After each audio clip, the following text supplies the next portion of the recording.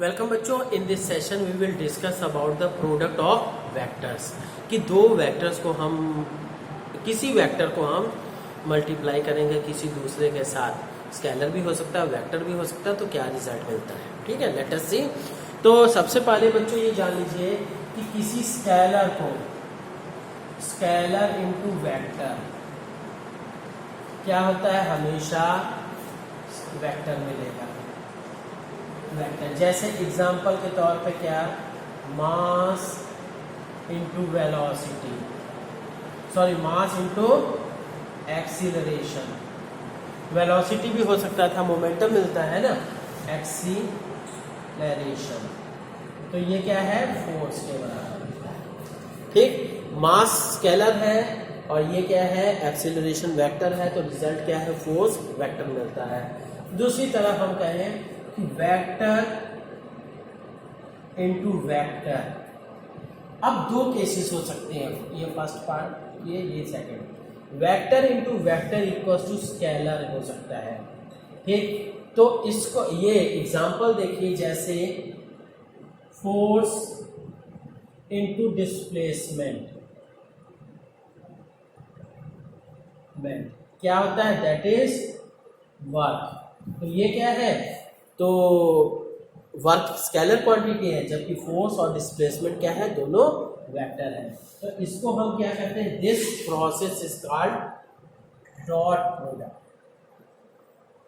Is that clear. इसको, इस method को हम डॉट प्रोडक्ट कहते हैं। और तीसरा जो मेथड है हमारा, क्या हुआ, वेक्टर इनटू, फिर से वेक्टर इनटू वेक्टर। तो वेक्टर अगर आता है तो उसको हम क्या कहते हैं, that is called cross product. That is called cross product, उसको हम क्रॉस प्रोडक्ट कहते हैं। और ये क्रॉस प्रोडक्ट क्या होता है कि एग्जांपल इसका क्रॉस प्रोडक्ट का, जैसे force into perpendicular distance, that is equal to torque. ठीक, फोर्स भी ये क्या है, वेक्टर क्वांटिटी हो गई, परपेंडिकुलर डिस्टेंस भी या डिस्प्लेसमेंट भी जो है वेक्टर क्वांटिटी हो गई, और then torque will be also a vector quantity. This type is called cross product. Now in this session we will discuss about the dot product. ठीक है, हाँ, अब बच्चों देखते हैं डॉट प्रोडक्ट क्या चीज है। डॉट प्रोडक्ट, ठीक, तो अब ये मान लेते हैं जी, ये कोई वेक्टर ए है, this one is the vector A, this one is the vector p. Now dot product, the angle between both is theta. Now you can say the component of b in the direction of a, that is b cos theta. ठीक है, तो अब ऐसी situation में हम कहेंगे कि what will be the, ये क्या है, dot product will be equals to a dot b will be equals to magnitude of a and product of magnitude of a and component of b in the direction of a. Is that clear? तो ये चीज हो गई। तो यहां से हम ये भी कर सकते हैं a b cos theta. So you can say a vector a dot vector b.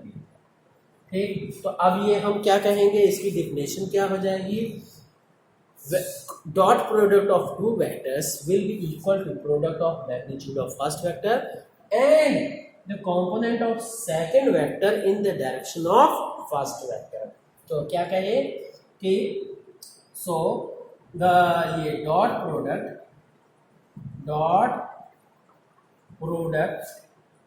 will be equal, is equal to the, will be नहीं, is equal to the product of, dot product is equal to the product of किसका जी, dot product is equal to the product of first vector, product of magnitude of first vector, first vector and the component of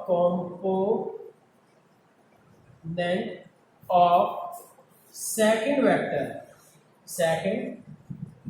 vector in the direction of first vector. ठीक है, ठीक, तो ये चीज हो गई जी। हाँ ठीक है, तो अब बच्चों कुछ इसकी स्पेशल केसेस देखते हैं, है ना। अब बच्चों कुछ स्पेशल केसेस देखते हैं कि product of two parallel vectors,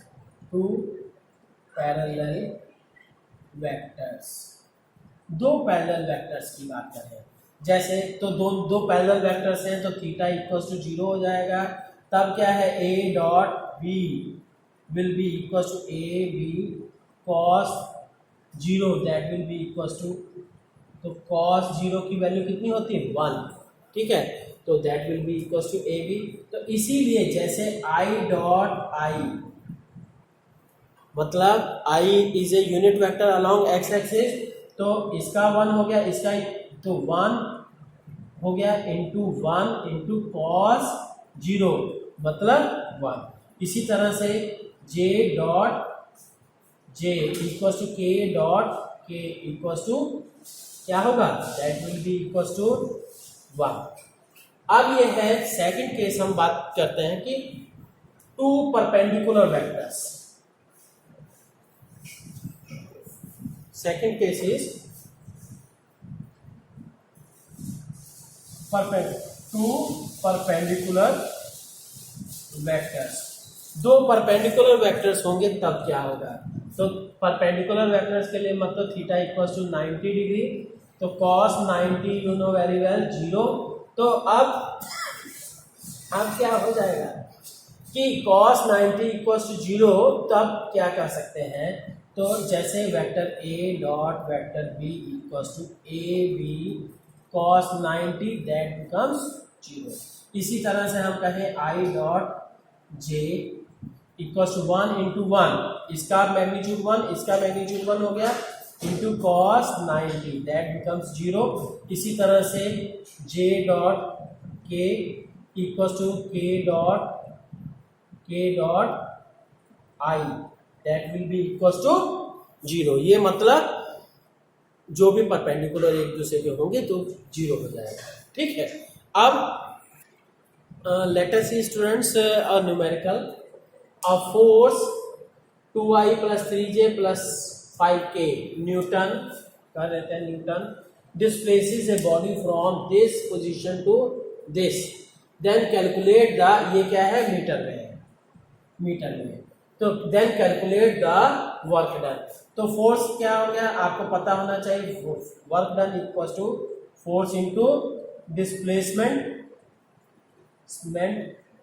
या कहिए सॉरी इसको ये उस फॉर्म में लिखना है तो बेटर है कि ऐसे लिखा जाए, W equals to F dot D। तो यहां से बच्चों देखिए D को निकालने के लिए F तो दिया हुआ है, हेयर F दे रखा है, F is equal to 2i + 3j + 5k ये दिया है, और D निकालने के लिए R, ये पोजीशन फर्स्ट हो गई, this one is the position, तो R1 equal to i + j + k and R2 equal to क्या है 3i + 2j + 5k, ये हो गया। Then you can say position, sorry displacement will be equals to our final position minus initial position, तो ये 3i + 2j + 5k, ठीक, minus, अभी सबके आगे माइनस लग जाएगा, -i -